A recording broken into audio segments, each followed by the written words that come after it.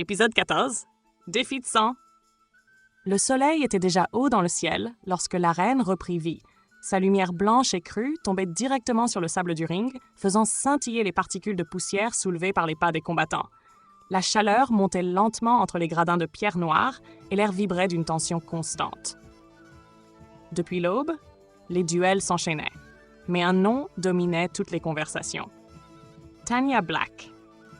Combat après combat, elle avait avancé avec la même régularité froide. Aucun adversaire ne l'avait touchée. Pas une éraflure, pas un signe de fatigue.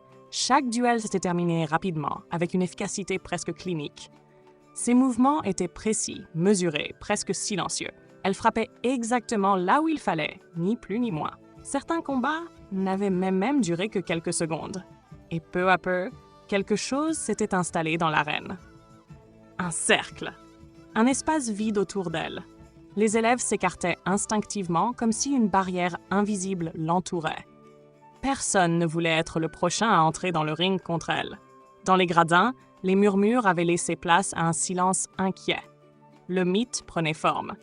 Mais ce calme apparent ne dura pas éternellement. Une silhouette fendit soudain la foule. Les élèves s'écartèrent pour lui laisser passage. Il marchait d'un pas assuré, la tête haute, l'armure brillante sous la lumière du soleil.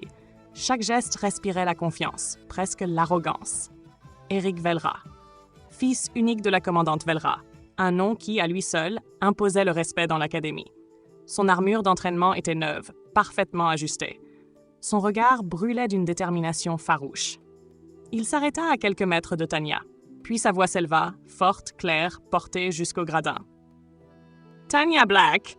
Tous les regards se tournèrent vers eux. « Montre-nous si t'es vraiment un monstre ou juste une jolie machine bien huilée. » Un frisson parcourut la foule. Certains élèves reculèrent légèrement. D'autres se penchèrent pour mieux voir. Personne n'ignorait ce que ce duel représentait. Au sommet des gradins, la commandante Velra observait la scène. Bras croisés, immobile. Son regard ne trahissait aucune émotion. Elle n'intervint pas. Elle ne stoppa pas son fils. Elle regardait simplement. Un test. Dans l'arène, Tanya leva lentement les yeux. Son regard était calme, glacial. Pas un mot, pas un mouvement inutile. Mais dans la profondeur de ses pupilles brillait cette étincelle particulière, celle qui apparaît juste avant la tempête.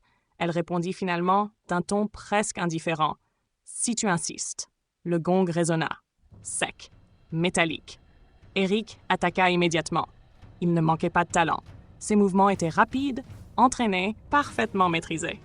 Il avançait avec une vraie discipline militaire, utilisant le poids de son armure et la puissance de ses appuis pour dominer le combat. Il frappa vite, précis, une série d'attaques calculées pour briser la défense de son adversaire. Mais Tanya ne bougeait presque pas. Elle observait. Chaque mouvement d'Eric semblait ralentir dans son regard. Elle analysait l'angle de ses épaules, la rotation de ses hanches, la tension de ses bras avant chaque frappe. Elle lisait son corps, comme un livre ouvert. La première attaque arriva, une feinte circulaire suivie d'un coup direct. Tanya pivota d'un simple pas. L'attaque passa à quelques centimètres. Eric enchaîna, un coup descendant puissant. Tanya glissa sous son bras, une esquive presque invisible. Le public retenait son souffle, les coups continuaient, mais rien ne touchait. Tanya se déplaçait juste assez, 1 centimètre, un demi-pas, comme si elle dansait à la limite du danger. Puis, soudain, elle attaqua. Le premier coup frappa l'épaule d'Eric dans un angle parfait. Un craquement sec retentit. Son bras se désaxa légèrement sous l'impact.